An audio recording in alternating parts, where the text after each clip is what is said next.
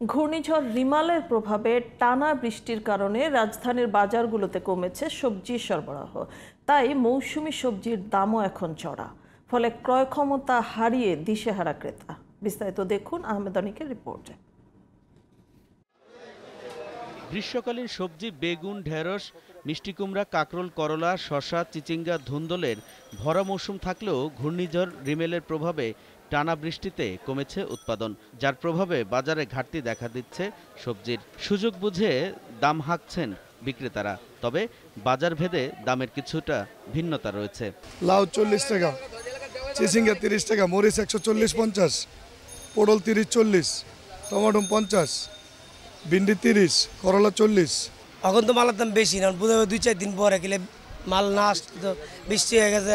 আলু 60 টাকা চলে, আর ধন্যবাদ এখন 160 টাকা চলে, আর ভেন্ডি এখন 30 টাকা, টমেটো 50 টাকা।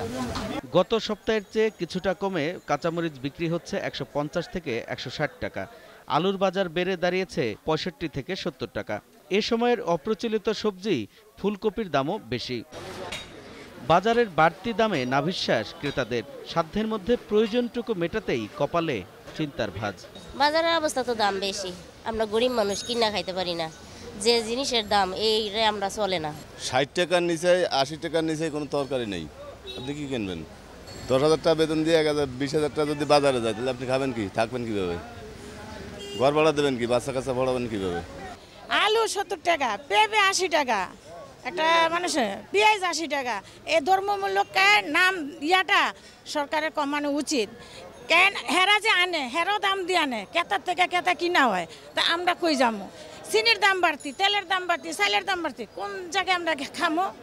গার্মেন্টস করে কি 2 টাকা আঙ্গ থাকে? Ali Ahmed, GTV news, Dhaka.